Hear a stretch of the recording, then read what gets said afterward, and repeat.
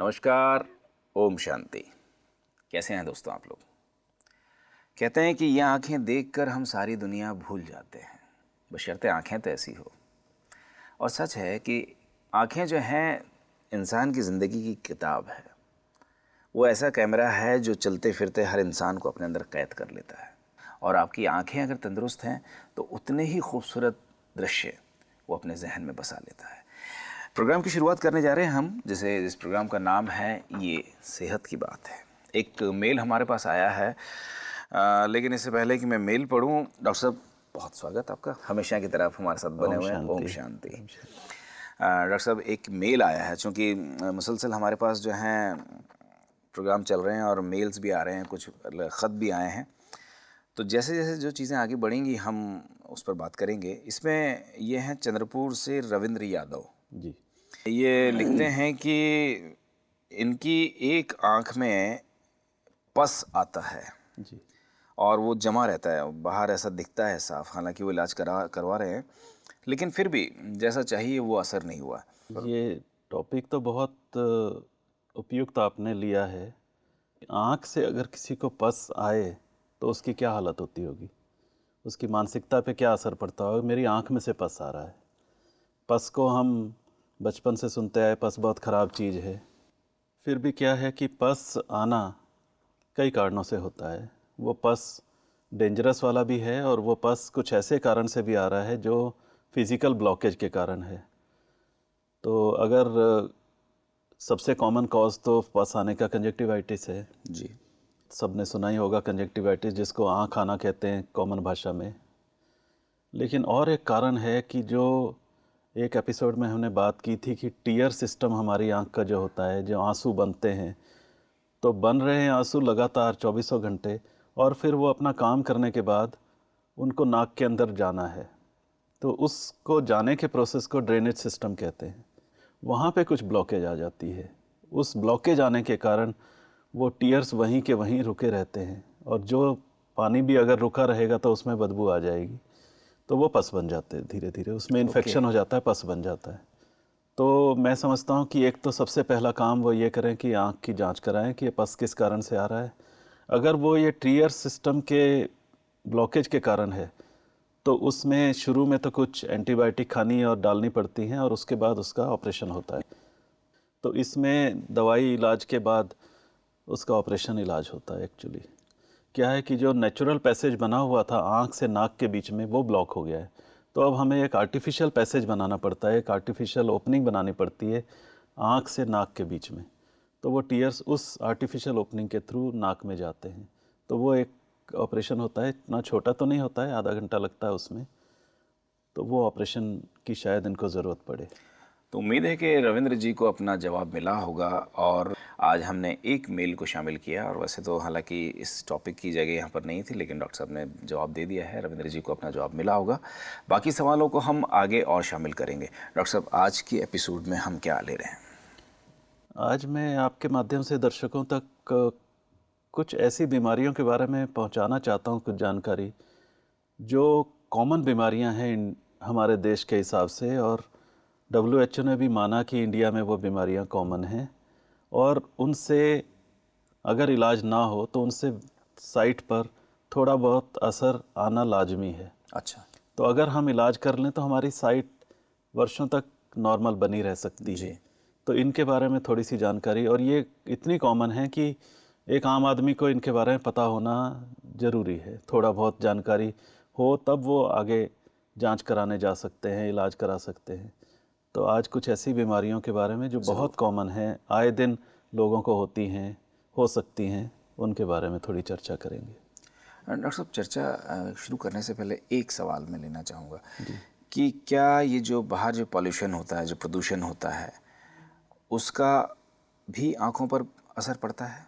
बहुत अच्छा प्रश्न है, मैं कहूँगा बहुत अच्छा प्रश्न है। पॉल्यूशन हमारे शरीर के हर हिस्से में नुकसान पहुँचाता है।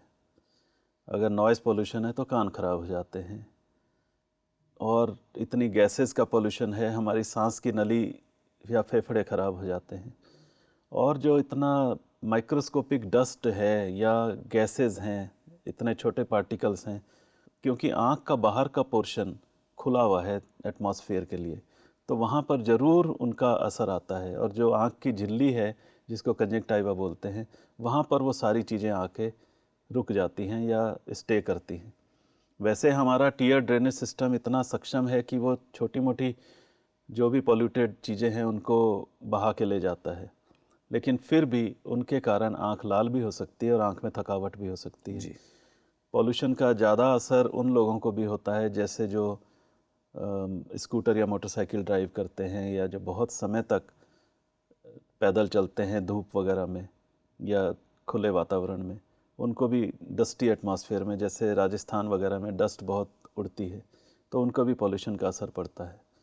तो उनके लिए कुछ बचाव के क्या साधन हो सकते हैं, हम आगे इसके बारे में चर्चा करेंगे। ज़रूर डॉक्टर साहब। जी, वैसे असर तो पड़ता है काफ़ी हद तक।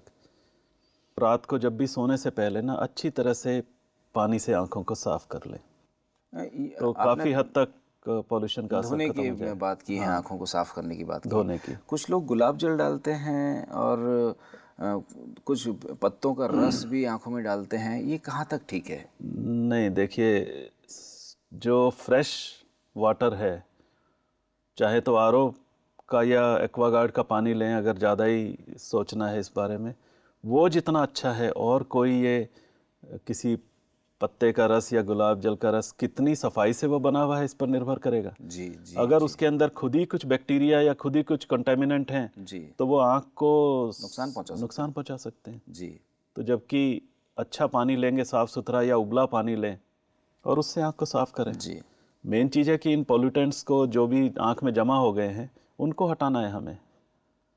ऐसा कहा जाता है गुलाब जल थोड़ा सूदिंग होता है, लेकिन उसकी वैधता कितना वो शुद्ध है उस पर निर्भर करेगा। दोस्तों, हमारा मकसद, हमारा उद्देश्य सिर्फ इतना ही है कि हम किसी के ख़िलाफ़ दुष्प्रचार नहीं करना चाहते।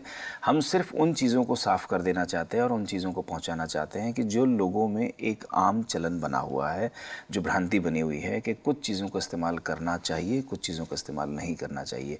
एक इसमें बहुत इम्पॉर्टेंट बात मैं यहाँ पर साथ साथ करता चलूँ, काजल डालना कहाँ तक मुनासिब है? बहुत ज़्यादा ख़राब है। मुनासिब की तो बात ही नहीं है इसमें, बहुत ज़्यादा ख़राब है। हमारा पहला प्रचार ये होना चाहिए, जनता अगर इसे लोग देख रहे हैं, सुन रहे हैं मुझे, तो इस बात को सत्य माने कि काजल एक ऐसी फॉरेन बॉडी फालतू में हम आँख में लगा रहे हैं जिसका कोई बेनिफिट नहीं है। एक ऐसा माना जाता है कि वो आँखों को बड़ा करके दिखाती है, बड़ी आँखें सुंदर दिखती हैं, लेकिन उसके जितने नुकसान होते हैं, एक तो जिस उंगली से लगा रहे हैं क्या वो साफ़ है? जी क्या वो काजल जो एक बार बना, वो अपनी उस समय शायद उन्होंने स्टरलाइज तरीके से बनाया गया, एक बार डिब्बी खुल गई तो कहाँ स्टरलाइजेशन रह गया उसका?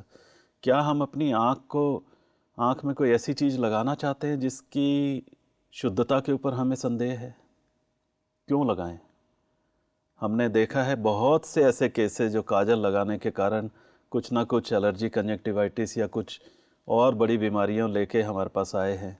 मैं तो यही कहूँगा कि काजल की प्रथा को रोकना चाहिए, और इसका कोई फ़ायदा तो मुझे आज तक दिखाई नहीं दिया, नुकसान ही नुकसान दिखाई हाँ दिया। डॉक्टर साहब, तो ये तो काजल की बात हो गई। ये तो ठीक है कि छोटे शहरों में लोग काजल लगा लेते हैं, कर लेते हैं, लेकिन अब तो मेट्रो सिटीज़ में और इसमें जो है सुंदरता बनाए रखने के लिए, सुंदर दिखने के लिए आँखों के अंदर तरह तरह के केमिकल्स लगाते हैं लोग, कलर्स लगाते हैं, इस्तेमाल करते हैं, तो फिर वो तो बहुत ज़्यादा नुकसान करते हैं। बहुत नुकसान करते हैं। मेकअप में जो लगाते हैं आई लाइनर वगैरह, बहुत बार नुकसान करते हैं। कई केसेस में देखा गया कि आई लैशेज़ ही झड़ जाते हैं उससे। अब जो इतने सुंदर आई लैशेज़ और उनका प्रोटेक्टिव फंक्शन है आईज़ में, वो ही झड़ गए। फिर उसके बाद कहाँ से आई लैशेज़ आएंगे? जी एक बार वो जल के झड़ गए तो झड़ गए। तो आज हम कुछ ऐसी आँख की कुछ ऐसी कंडीशंस के बारे में चर्चा करेंगे जो नज़र को कम करने की क्षमता रखती हैं, और वो बहुत कॉमन हैं। उनके बारे में थोड़ी जानकारी होने से हम साइट लॉस को बचा सकते हैं, या जो नज़र ख़राब हो रही है उसको बचाया जा सकता है। तो ऐसी 6 कंडीशंस WHO ने भारत के लिए ख़ास तौर से बताई हैं। एक अच्छा लंबा सर्वे हुआ जो हमारे देश में काफ़ी हद तक पॉपुलेशन में हैं, और उनके कारण नज़र ख़राब हो सकती है। जी। ये 6 कंडीशंस स्क्रीन पर हैं। सबसे पहली कैटरेक्ट। कैटरेक्ट। ऐसा कहा जाता है कि हमारे देश में जो ब्लाइंडनेस जितने भी है उसका 60% से ज़्यादा कैटरेक्ट के कारण है। इतना अभाव है सुविधाओं का कि उसके कारण लोगों को मोतियाबिंद होता है और वो इलाज के लिए नहीं जा पाते नहीं हैं। जा पाते हैं। हाँ, तो ये बैकलॉग मतलब कैटरेक्ट के केसेस बढ़ते जा रहे हैं। जितना एक डॉक्टर एक साल में कर सकता है उससे ज़्यादा ऐड हो जाते हैं। दूसरी कंडीशन है जो बहुत इम्पॉर्टेंट है, वो है रिफ्रैक्टिव एरर। रिफ्रैक्टिव एरर कोई एक बीमारी नहीं है, लेकिन ये वो कंडीशन है जिसमें इंसान को चश्मे की ज़रूरत पड़ती है, ज़रूरत पड़ती है। चाहे पास के लिए चाहे दूर के लिए। तो ये रिफ्रैक्टिव एरर्स हैं, और ये भी माना जाता है कि करीब 25% पॉपुलेशन को चश्मे की ज़रूरत है, चाहे वो बच्चे हों, चाहे बड़े हों, चाहे बूढ़े हों। अच्छा। जी। तो जब अगर देश की पॉपुलेशन देखी जाए, अगर 100 करोड़ पॉपुलेशन है तो 25% यानी 25 करोड़ लोगों को चश्मे की ज़रूरत है। जी। उनका जांच करने वाले इतने चाहिए, उनके चश्मे बनाने वाले इतनी सुविधाएं चाहिए। तो ये कंडीशन है रिफ्रैक्टिव एरर। तीसरी कंडीशन है ट्रकोमा, जिसको आम भाषा में रोहें कहते हैं या कुकरा कहते हैं। ये एक स्लो इन्फेक्शन है, जी। और एक बार हो गया तो ये निकलता नहीं है, और ये फैलने की बहुत आदत रखता है। किसी को ट्रकोमा हो और वो स्विमिंग पूल में स्विमिंग कर ले तो उसके पानी में इसके जर्म्स आ जाएंगे, फिर जो जो स्विमिंग करेगा उसको लग जाएंगे। ओहो। या एक कॉमन बाथरूम जैसे 2-4 लोग हॉस्टल में यूज़ करते हैं, कॉमन टॉवल यूज़ करते हैं या कॉमन बिस्तरा यूज़ करते हैं, तो एक दूसरे से लग सकती है ये जैसे बीमारी। कंजक्टिवाइटिस में हाँ, होता है जैसे उसे। ये भी एक लो लेवल की कंजक्टिवाइटिस है, आप यही जी, समझ लीजिए। जी, जी। कंजक्टाइवल इन्फेक्शन ही है, लेकिन लो लेवल का है। चौथी कंडीशन है डायबिटिक रेटिनोपैथी, यानी डायबिटीज़ के कारण जो हमारे पर्दे पर नुकसान हो जाता है, आँख के पर्दे पर, उसको कहते हैं डायबिटिक रेटिनोपैथी। रेटिना की बीमारी जो बीमारी। डायबिटीज़ के कारण हुई। जी। अब ये देखिए कि अगर किसी को, ये माना जाता है कि अगर किसी को 15 साल से डायबिटीज़ है तो ज़्यादातर चांसेस हैं कि उसको डायबिटिक रेटिनोपैथी हो ही गई होगी। अगर अभी तक जांच भी नहीं हुई है तो भी ये माना जा सकता है कि उसको हो ही गई होगी। जांच करेंगे तो हमें कंफर्म मिल जाएगी रिपोर्ट कि हाँ, इसको डायबिटिक रेटिनोपैथी है। उसमें भी दो तरह की है, एक थोड़ी कम नुकसानदायक है और एक बहुत ज़्यादा नुकसानदायक है। किसी को अगर नुकसानदायक डायबिटिक रेटिनोपैथी है तो उसका समय रहते बहुत ज़रूरी है इलाज करना, वरना नज़र पूरी की पूरी जा सकती है। पांचवी कंडीशन जो हमारे देश में बहुत ज़्यादा कॉमन है वो है काला मोतिया, जिसको मेडिकल टर्म में ग्लोकोमा कहते हैं। इसमें ये भी दो टाइप का है, एक है जिसमें एकदम एक्यूट अटैक आता है, एक एपिसोड में हमने बात की थी उसके बारे में थोड़ी, और दूसरा है जो धीरे धीरे आँख के अंदर बढ़ता जाती है तकलीफ, और साइलेंट किलर की तरह साइलेंट ये। किलर आपने हाँ, बताया बिल्कुल साइलेंट किलर है, विजन नज़र का पता भी नहीं चलता है, सालों साल वो आँख के अंदर है और धीरे धीरे आँख की पूरी रोशनी ख़त्म कर देता है। तो इसका समय रहते इसकी भी जांच हो जाए, निदान हो जाए, इसके इलाज हो सिम्टम्स जाए। भी वही कि ये नज़र आता है। बहुत कम सिम्टम्स हैं इसके, वो हम देखते हैं अभी। जी, बाद में बात करेंगे। और फिर और छठी कंडीशन है एज रिलेटेड मैकुलर डिजनरेशन। हमने देखा था कि आँख के पर्दे की जो सबसे सेंसिटिव पार्ट है उसको मैकुला कहते हैं, जहाँ पर उसके सेंटर में फोविया होता है और यहीं पर इमेज बनती है। जी। तो अगर इसके अंदर उम्र के साथ जैसे हमारे बाल सफ़ेद हो जाते हैं, जैसे स्किन पे झुर्रियाँ पड़ जाती हैं, इसी प्रकार से और भी शरीर की क्षमताएं कम हो जाती हैं उम्र के साथ साथ।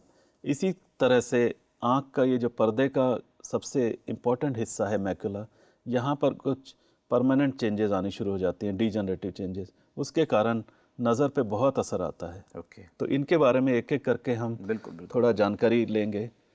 तो ये कंडीशंस इतनी इम्पोर्टेंट हैं, और जैसे स्क्रीन पर आप देख रहे हैं कि जो विजन लॉस ये कंडीशन कर सकती हैं, उनमें से 75% तो पूरी तरह से प्रिवेंटेबल या ट्रीटेबल है। जी। अगर हम जांच से पता लगाएंगे तभी तो प्रिवेंट कर पाएंगे उसको या ट्रीट कर पाएंगे। सही। तो 4 में से 3 केसेस या 75% तो ये इलाज हो सकता है। और अगली उसमें देखें तो जो ये 6 कंडीशंस हैं, वो जितनी भी विजन लॉस की कंडीशन है हमारे हो सकती हैं पॉसिबल, उनमें से 80% केसेस में विजन लॉस की यही 6 कंडीशन है। तो अगर दर्शक ये इन 6 कंडीशंस के बारे में थोड़ी सी जानकारी ले लें तो बहुत अपने को और अपने मिलने जुलने वालों को फ़ायदा दे सकते हैं। अपने बूढ़े माँ बाप का कुछ बेटर इलाज करवा सकते हैं या अपने बच्चों का कुछ बेटर इलाज करवा सकते हैं। अब एक ये चार्ट हमें दिखाता है ब्लाइंडनेस और उसका क्या रिलेशन है विजन इम्पेयरमेंट। इम्पेयरमेंट कहलाती है वो कंडीशन जब विजन इतनी ख़राब हो गई कि डे टू डे लाइफ में थोड़ी परेशानी आने लगी, और ब्लाइंडनेस मतलब पूरी ब्लाइंड हो गई। पूरी ब्लाइंड। तो यहाँ पर हम देखेंगे ये नीचे की एक्सिस में दिया हुआ है उम्र, और ये है परसेंटेज वाई एक्सिस में। अगर 50 साल से कम लोगों में देखें तो ब्लाइंडनेस के परसेंटेज बहुत कम है ही नहीं है। और ये करीब 70 साल तक ऐसा ही रहता है कि विजन इम्पेयर हो रही है लेकिन अभी तक पूरी तरह ब्लाइंडनेस नहीं आई है। और जहाँ 70 के आसपास पहुँचे तो ये नीचे जो गाढ़े रंग का है ये ब्लाइंडनेस का है, ये ब्लाइंडनेस का हिस्सा आना शुरू हो जाता है जी। और जैसे जैसे और उम्र बढ़ती जाती है ब्लाइंडनेस का परसेंटेज बढ़ता चला जाता है। एक बार आंख ब्लाइंड हो गई तो ब्लाइंड हो गई, वापस तो लाया नहीं जा सकता है। तो कैसे हम विजन लॉस जो इन कारणों से हो रहा है उसको कैसे प्रिवेंट करेंगे, उसके लिए एक ही गुर है, एक ही रास्ता है जी। कि रेगुलर आई चेकअप कराया जाए। अच्छा जी। इसके भी गवर्नमेंट ऑफ इंडिया ने भी कुछ रूल्स निकाले हैं कि कितनी उम्र में, कितने से कितनी उम्र में कितनी बार चेकअप होना चाहिए, उसके बारे में हम बाद में चर्चा कर लेंगे। लेकिन ऐसे लोगों को ज़रूर ही ज़रूर रेगुलर चेकअप कराना चाहिए जो 4 कंडीशन यहाँ दी हैं। जिन लोगों के फैमिली में हिस्ट्री है किसी आँख की बीमारी की, उनको तो ज़रूर जाके अपना चेकअप कराना चाहिए। मान लो किसी के माँ बाप या बड़े भाई बहन को कुछ तकलीफ़ है आँख की, तो उन्हें ज़रूर जाके चेकअप कराना चाहिए कि मुझे भी तो नहीं है कोई तकलीफ़। जी। या अगर किसी की भी उम्र 40 साल से ऊपर है तो वो जाके चेकअप उसने करवाए, ज़रूर एक बार चेकअप करवाना ज़रूर चाहिए। करवा लेना जी। चाहिए। किसी को अगर डायबिटीज़ है तो अब इसमें बार बार हम इस बात पर जोर दे रहे हैं कि डायबिटीज़ से बहुत बहुत बहुत परेशानियां होती हैं आँख में भी। तो जिसको डायबिटीज़ है उसको तो हर हालत में अपना चेकअप करवाना है। और अगर किसी ने ये नोटिस किया है कि पिछले कुछ महीने या पिछले एक आध साल में उसकी नज़र में बदलाव आ रहा है, उसकी नज़र गिरती जा रही है, या जो चश्मा वो पहनता था वो अब काम नहीं कर रहा है, तो ज़रूर चेकअप कराना चाहिए। यानी ज़रा भी उसको देखने में कहीं परेशानी महसूस कर है रहा है तो वो, चेकअप करवा उसने लें। चेकअप जी, करवा लेना चाहिए। हम कोशिश में रहते हैं कि लोगों की विजन बनी रहे ताकि वो दुनिया को एंजॉय कर सकें। और भी एक कारण ये है कि अगर किसी की नज़र कमज़ोर है तो उस कमज़ोर नज़र के कारण जो सेकेंडरी इफ़ेक्ट्स होते हैं उस कमज़ोर नज़र के कारण, जैसे यहाँ स्क्रीन पर आप देख रहे हैं, जिसको कम दिखाई देता है वो उसको गिरने के चांसेस ज़्यादा हैं, सीढ़ी उतरते हुए या वैसे ही चलते हुए। वो डिप्रेशन का यानी मानसिक रोगों का भी शिकार हो सकता है। अगर 10 लोग हैं और उसमें से एक को कम दिखता है, रोज़ उसको टोकते हैं, तो वो डिप्रेशन का शिकार हो जाता है कि मुझे ही कम क्यों दिखता है, मैं क्यों सारे काम नहीं कर सकता हूँ। बुढ़ापे की उम्र में अगर कोई गिर जाए चलते फिरते या सीढ़ी उतरते हुए तो बहुत चांसेस होते हैं कि उसको हिप हिप का फ्रैक्चर हो जाए, यानी कूल्हे का फ्रैक्चर हो जाए। और कूल्हे का फ्रैक्चर एक बार हो गया तो बिना ऑपरेशन के वो ठीक नहीं होता, कभी नहीं जुड़ता है। बाकी जगह के फ्रैक्चर तो प्लास्टर लगाने से जुड़ जाते हैं, कूल्हे का फ्रैक्चर नहीं जुड़ता है। इसी तरह से जिनको कम दिखाई देता है उनको जल्दी ही मृत्यु का बुलावा भी आ जाता है कई कारणों से। वो अपनी दवाइयाँ नहीं समय से ले पाते हैं। अब बुढ़ापे का समय है, उसी को हार्ट की भी प्रॉब्लम होगी, उसी को डायबिटीज़ भी है, उनकी भी दवाइयाँ लेनी है टाइम से, उसको दिखाई नहीं दे रहा है तो वो मिस कर जाते हैं। तो उनके कारण से भी कुछ ना कुछ कॉम्प्लिकेशन से जल्दी कुछ नुकसान हो जाता है। अब हम ऐसे पेशेंट्स को जिनको कम दिखता है क्या एडवाइस दें? हाँ, ये सबसे इम्पोर्टेंट डॉक्टर साहब। तो एक एडवाइस जो सबके लिए है, देखिए, वो है स्मोकिंग बंद करना। मैंने 6 कंडीशन बताई, उनमें से 2 कंडीशंस ऐसी हैं जो कि स्मोकिंग से डायरेक्टली रिलेटेड हैं, जैसे एज रिलेटेड मैकुलर डिजनरेशन और डायबिटीज़। दोनों कंडीशन रिसर्च से पाई गई हैं कि स्मोकिंग से बहुत ज़्यादा इनके अंदर नुकसान होता है। तो पहला जो राय होगी मरीजों के लिए वो यही, जो भी सुन रहे हैं हमारे दर्शक, वो मार्क करें इस बात को कि स्मोकिंग करने से, जैसे हमने देखा काजल से कोई फ़ायदा तो आज तक मैंने नहीं देखा, नुकसान ही नुकसान देखे, ऐसे स्मोकिंग से कोई फ़ायदा होता हो मैंने नहीं सुना। और दूसरा एडवाइस दूसरा यही है कि किसी भी तरह से कोशिश करें कि आँख इंजरी से प्रोटेक्ट करें, चाहे उसके लिए चश्मा पहनें, चाहे अच्छी रोशनी रखें, चाहे ध्यान रखें। जिनको कम दिखता है वो स्टिक लेकर अगर वॉक करते हैं तो स्टिक लेकर वॉक करें ताकि आँख को चोट चपेट से बचाया जा सके। तीसरी चीज़ है जो अल्ट्रा वायलेट रेज़ हैं, इनसे आँख को बहुत बचाना है। एक आँख में पहले ही विजन लॉस होने की कंडीशंस हैं और ऊपर से जो सन से जो अल्ट्रा वायलेट रेज़ आती हैं जी, काफ़ी हद तक अब पॉल्यूशन के कारण या और चीज़ों के कारण आपको भी पता है कि कुछ ओजोन लेयर होती है कुछ आसमान में, उसमें मोटे मोटे छेद हो गए हैं, उसके कारण ऐसी हार्मफुल अल्ट्रावायलेट रेज धरती तक पहुंच रही हैं जो पहले नहीं पहुंचती थी। और ये अल्ट्रावायलेट रेज आँख को नुकसान पहुंचाती हैं, आँख के पर्दे को और आँख के लेंस को बहुत नुकसान पहुंचा सकती हैं। तो उनसे भी बचाव किया जाए और अपनी जनरल हेल्थ अच्छी रखी जाए, डायबिटीज़, हाइपरटेंशन, हार्ट की बीमारियों का कंट्रोल रखा जाए।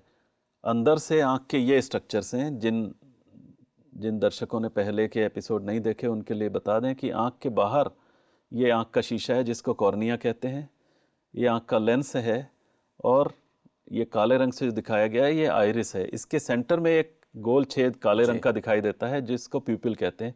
इसी प्यूपिल के थ्रू ही लाइट अंदर जाती है और वही इमेज बनाती है। और यहाँ पर ये सबसे अंदर वाली जो लेयर जिसमें एक छोटा सा डिप्रेशन दिख रहा है, ये रेटिना है और ये डिप्रेशन फोविया है, यहीं पर इमेज बनती है। और एक बार ये इमेज बनी तो इस ऑप्टिक नर्व के द्वारा ब्रेन तक पहुंचाई जाती है। रेटिना हमारी इस तरह से, जितना रेटिना का पोर्शन हम देख सकते हैं उसको फंडस बोलते हैं। तो ये नॉर्मल रेटिना इस तरह से हमें दिखाई देती है। ये ऑप्टिक नर्व है जो आँख के अंदर से हमें दिखाई देती है। इसके अंदर से ये खून की नलियाँ निकलती हैं, जो हल्के रंग की हैं वो आर्टरीज़ हैं, जो गाढ़े रंग की हैं वो वेन्स हैं, सेंट्रल रेटिनल आर्टरी और सेंट्रल रेटिनल वेन और उनकी ब्रांचेस।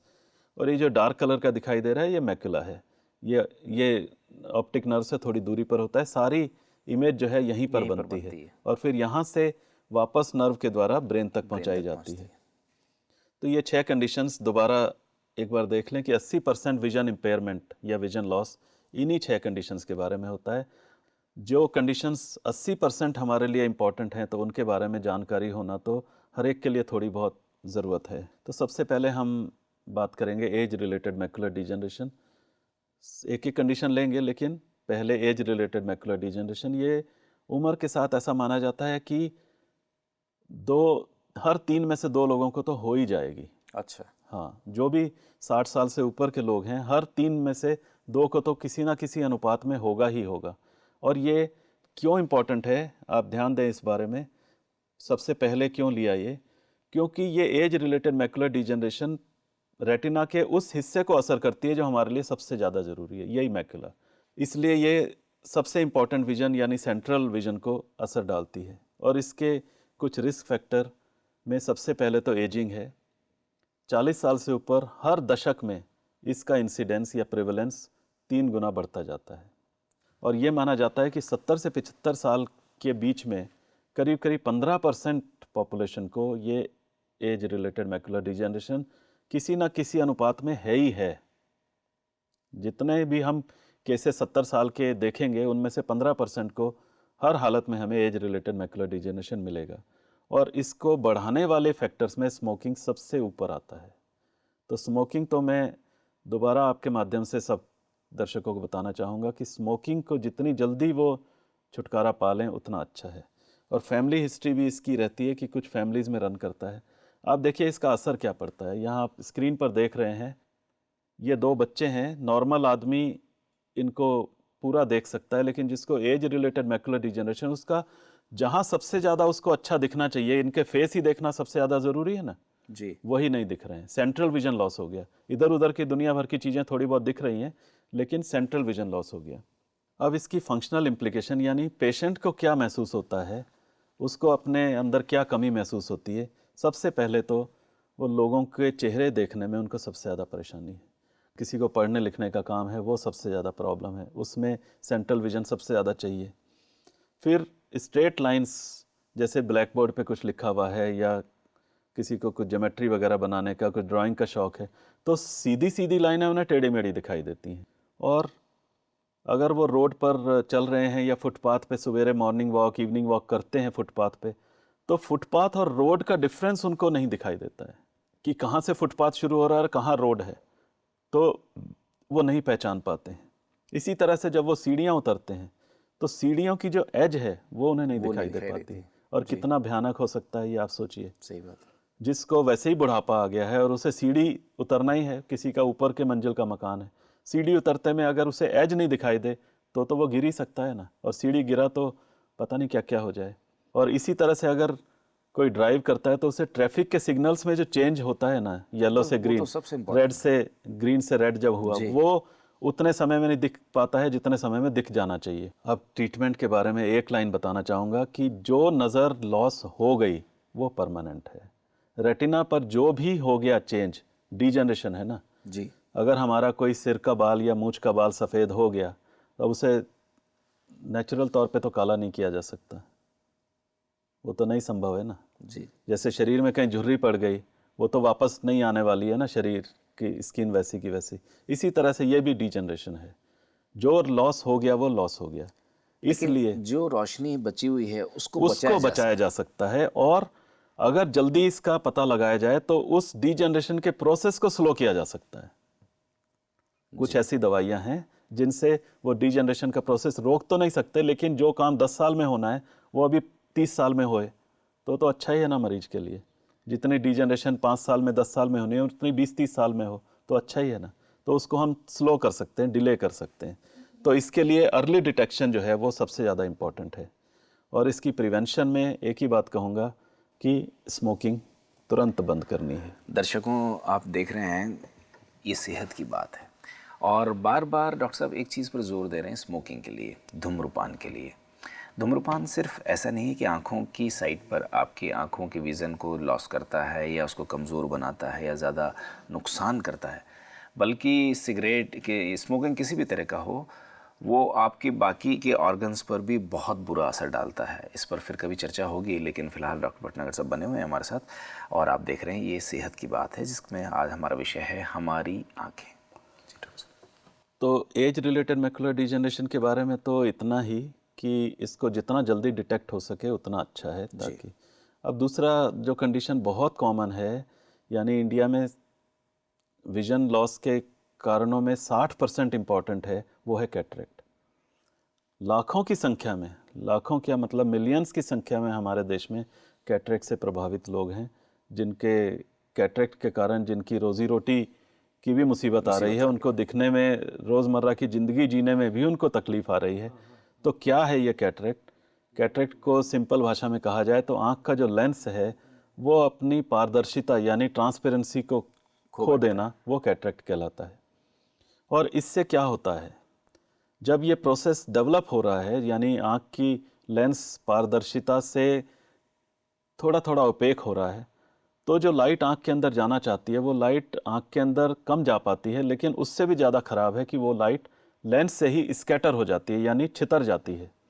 ये सबसे ज़्यादा मरीज को परेशान करता है, आँख के अंदर लाइट जाते जाते छितर जाना।